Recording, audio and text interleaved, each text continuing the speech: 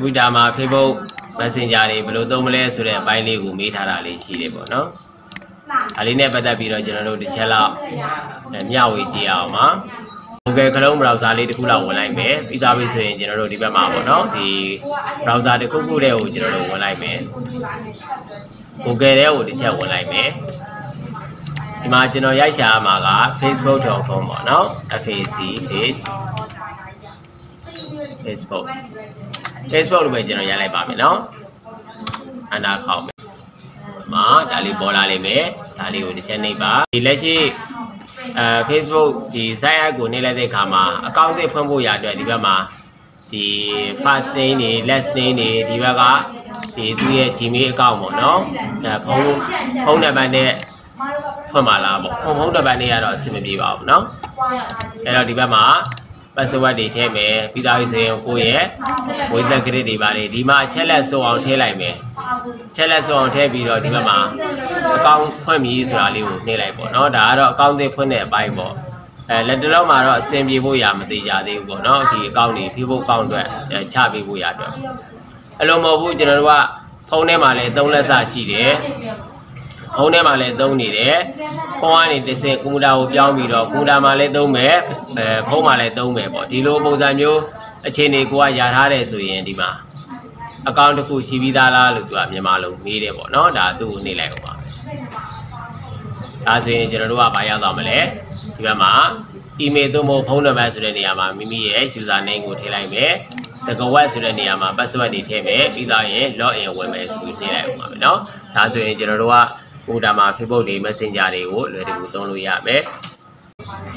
အဲ့လိုမဟုတ်ဘူးကျွန်တော်တို့က install ကိုပဲမောင်းကျင်တာပါဆိုရင်ကျွန်တော်တို့ဒီ search box လေးမှာ MICRO Microsoft เนาะဒီ Microsoft Store လေးရှိပါတယ်ဒါ Microsoft Store လေးရှိရယ်เนาะဒီထဲကိုတစ်ချက်ကျွန်တော်တို့ဝင်လိုက်ပါမယ်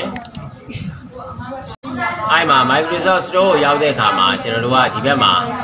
ဒါ search box ပေါ့เนาะ search as ဒီမှာဘာလေးရေးထားလဲဆိုတော့search as game movie and more ဆိုပြီးတော့ဒီဟာလေးလာတယ်ပေါ့နော်ဒီနေရာလေးမှာကျွန်တော်တို့သုံးကျင်တာဒီ Facebook ကိုသုံးကျင်တာဖြစ်တဲ့ကြောင့်မလို့ဘယ်လိုလေးရိုက်လိုက်မလဲဆိုရင် FAC face POOK Facebook for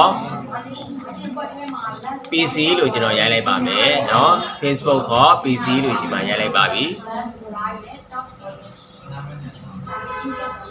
အဲ့လိုရိုက်ပြီးတော့အနားလေးခောက်ကြည့်ရအောင်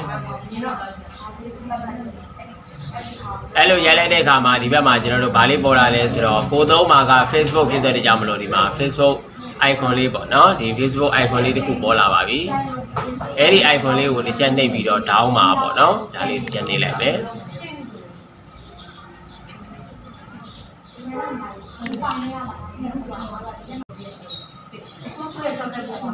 ဒါကတော့ line ဆွဲအားကောင်းမကောင်းပေါ်မှာမူတည်ပြီးတော့နည်းနည်းလေး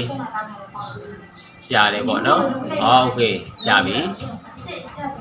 โอเคဒီမှာရသွားပါပြီပေါ့နော်ဒီမှာတခါတည်း open လိုက်အောင်နော်အဲ့ဒီလိုစောနော် icon လေးကိုကျွန်တော်တို့ open လိုက်တာနဲ့ဒီဘက်မှာမိမိ3လက်စရှိတဲ့ Facebook account ရယ်ဒီဘက်မှာ password ရယ်နော်ပြီးသားပြီဆိုရင် login ဝင်လိုက်ရင်ကျွန်တော်တို့ပုံမှန်ပဲသုံးလို့ရပါပြီပေါ့နော်ဒီဘက်မှာကျွန်တော်တို့ Facebook icon လေးပေါ်လာပြီပေါ့နော်အဲ့ဒီနေရာကိုနှိပ်လိုက်မယ်ဆိုရင်လည်းကျွန်တော်တို့ပုံမှန်သုံးနေကြအတိုင်းပဲသုံးလို့ရပါပြီပေါ့ဒီမှာ